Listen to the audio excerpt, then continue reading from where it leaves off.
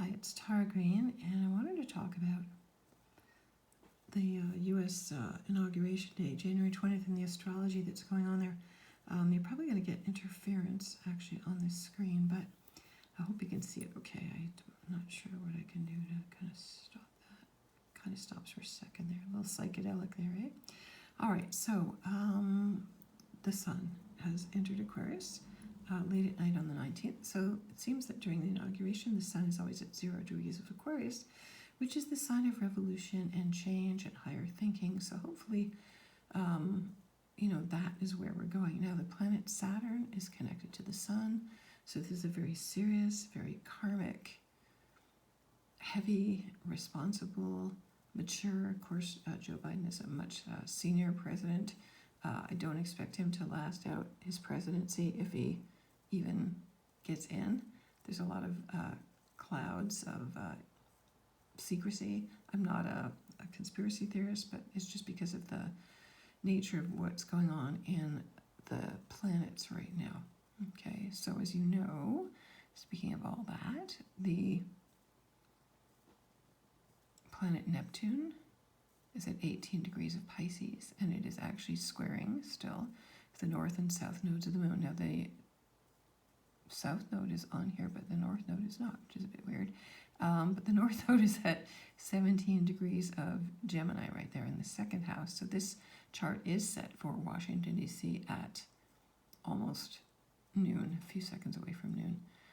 This software is acting up a little bit, so I have to tune that up. Now, so the fog and mirrors show there are secrets, there are hidden agendas, despite what the popular news says, and I think that QAnon, whatever else is going on there, that's a big mystery. I've been thinking about this nonstop for weeks now, and all I can think of is that Trump has been set up, all the people in QAnon have been set up. Of course, I'm certainly against all that white supremacist and all that hatred, and storming the Capitol was a horrible, stupid thing, but it totally played into the Democrats' hands, actually.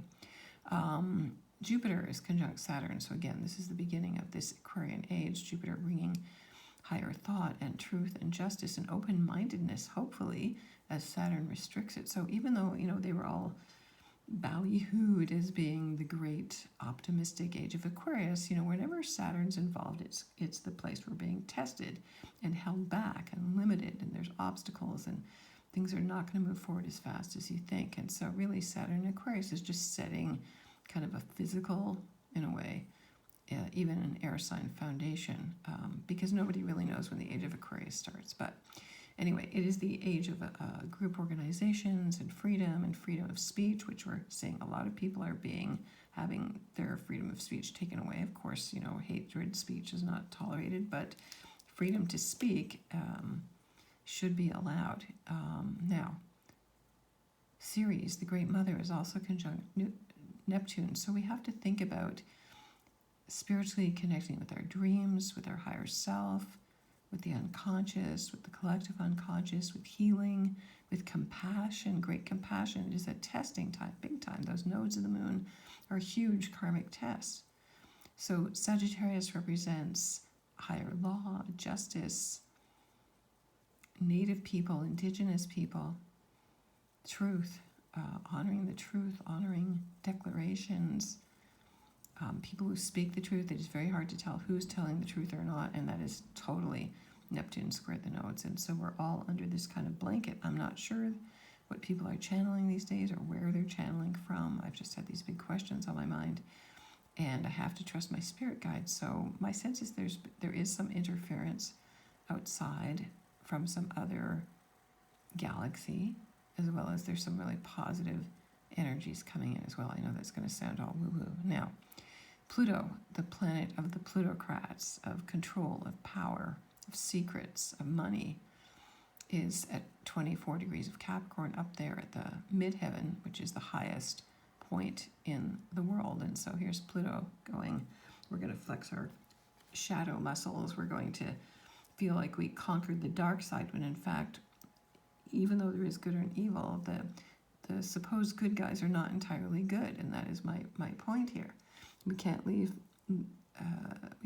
sight of that at all. I mean, there is definitely people who are bad and evil and Nazi, white supremacists and all that. But on the other hand, going into, it's very extremist. It's way too extreme, and that's being also promulgated, so people feel more detached and broken, and COVID and all that stuff. So Venus is at the 15th degree of Capricorn, the very middle degree, making a semi-sextile. That's 30 degrees away to Athena, and Aquarius also connected to Mercury. So there's, 5 pieces of the planetary puzzle in Aquarius there, so that's a lot of air. When air is something we're kind of afraid of breathing because it's got germs. So really radical new ideas, things that Biden's sworn in, then he's going to just take away everything that Trump put in. And then Chiron, the wounded healer, is at 5 degrees of Aries. So Chiron in Aries is a new beginning in terms of spiritual healing, instant healing, kind of epiphanies, things like that. The goddess of Disturbia, Eris, is still squaring Pluto, and she was a big part in the COVID-19 energy, which came in January the 12th, with Pluto and Saturn coming together in Capricorn. She moves very, very slow. Now, the moon is actually at 29 degrees of Aries at the most critical degree at noon there. So again, squaring Pluto, squaring the midheaven. The moon is always the mood of the people, and a lot of people are going to be angry. So there will be crowds, there will be, anger, there will be rebellion, there will be clashes, even though I think there's 25,000 troops. It looks like a war zone in front of the White House. That doesn't look very democratic to me. I don't care who you're defending against. And then Mars and Uranus, of course, are together. Their first exact square or conjunction here together. This is pretty intense, very heavy. This is definitely revolution. This is definitely chaos. This is definitely people thinking outside the box, acting outside the box, values changing, money changing, cryptocurrencies, rapid change, new organizations. Taurus rules the earth. So the nice thing would be to see technology that's put into service for Mother Earth.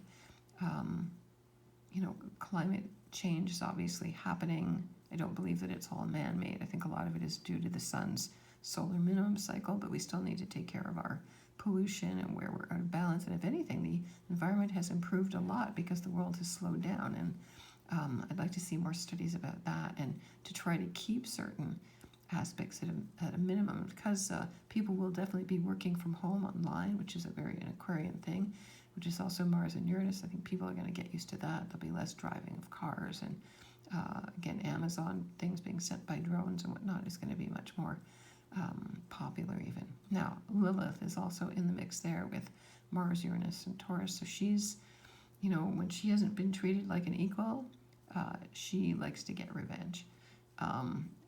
She doesn't really like to get revenge. That is Eris's standpoint. She's more like, she doesn't want to play. If you don't treat me fair and equal, I'm just out of here. I don't need you, The ascendant at the 15th degree of Taurus, also very strong, very powerful. So there is a trine there between Venus and Capricorn ruling big money. And of course, Biden is going to put in a big $1 trillion just after Trump put in almost the same thing. So the money is going to become basically worthless because they keep printing money, which is basically doesn't mean anything. So I would expect, the economy could be very crazy, very chaotic. I would say you need to simplify your life.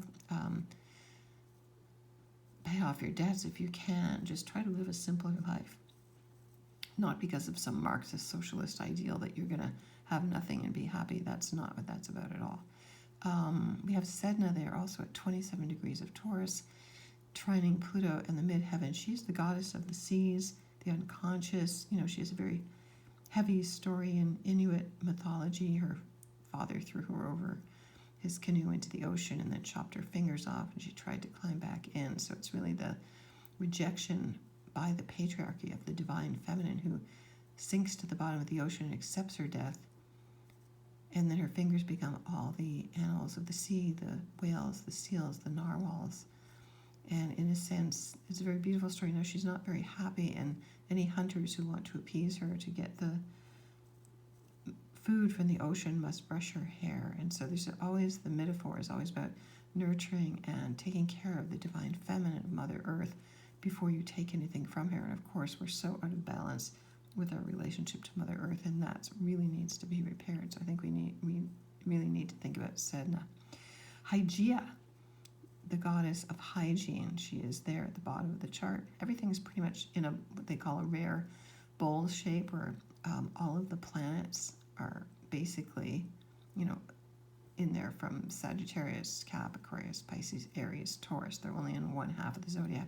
And that's a pretty rare thing to happen. There's a specific name for it in Indian mythology. And so that kind of very out of balance times that we're in is definitely what's showing up. Hygeia, the goddess of hygiene, she's at 10 degrees of Leo, opposing Saturn and Jupiter. So there's that sense of, Leo rules rulers. So the rulers are calling the shots here about where your hygiene is at. And because Hygeia is also square Mars, Uranus, and Lilith, again, this is where the blowback about people not wanting to be locked down, not wanting to wear masks, getting more angry about, the government telling you what to do. And I'm not going to comment on that. Everybody has to do their due diligence around that. But do not accept what the media tells you. That's my biggest takeaway, is I've never accepted or trusted any mainstream media. So you have to go digging for your own resources, and you really have to be connected to your own higher self to figure out what the answers are.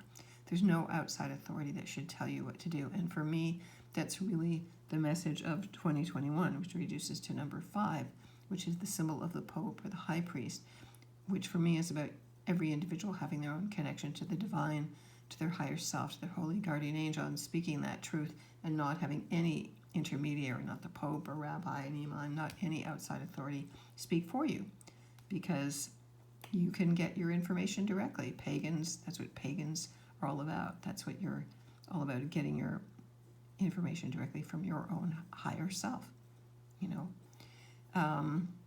So Vesta, the goddess of investments, at 21 degrees of Virgo there, she is also opposite Neptune. So again, squaring the nodes. This also means, the market, the bull market, illusions, delusions. The market could really set to take off in a very chaotic way, especially on this Mars-Uranus conjunction. Now remember that this whole week is also very Uranian. Uranus just went direct and just started moving direct on the 17th, and then Mars will square Jupiter on the 22nd and the 23rd as well. So that's the second of those aspects. And then Mars squares Jupiter. Sun will also conjunct Saturn. Now that'll slow things down. That's late on the 23rd. So basically we're dealing with these very, very Aquarian energies. Things will not really settle down, I don't think, until we get into the 25th. There's probably going to be dangers of shootings, explosions, terrorism, radical acts. Probably the day before, I would say on the 19th, probably not in Washington directly, because it's too, it's like a war zone right now. It's going to be very interesting to see. So the moon will actually enter Taurus to join that lineup later on the 20th. So things are going to be very stubborn. People are going to be very obstinate, very angry. Again, people's values. People are going to be kind of defending their values. And again, Taurus rules the throat. So this issue about free speech, people should be allowed to say what they want to say, as long as it's not, out and out hatred and bigotry and bullying. So there we go. So Juno, the goddess of feminine genius, at 10 degrees of Sagittarius there, conjunct to the south node. So tapping into that ancient ability to see things in all 8 directions. That's really what an expanded form of wisdom is. And she sextiles Jupiter, actually in Aquarius there. So that's also the ability to have justice, So there will be court cases, and I think, even though they're trying to impeach Trump for the second time, I don't think that's going to happen right now, because things are just going too slow. So again, that Taurus energy is going to slow things down, while the Jupiter-Saturn energy wants to move forward. So again, there's squares between all of those planets. You can see it looks pretty tense. So again, if you have planets at around 6 degrees, anywhere between 2 to 11 degrees of Taurus, you're going to get that aspect hitting you very hard. The best thing to do in chaos is to have plan B and C. I would be careful about money. I would watch the stock market carefully. My feeling is that it is going to, I'm just going to ask my crystal and my pendulum here, actually. Whoops.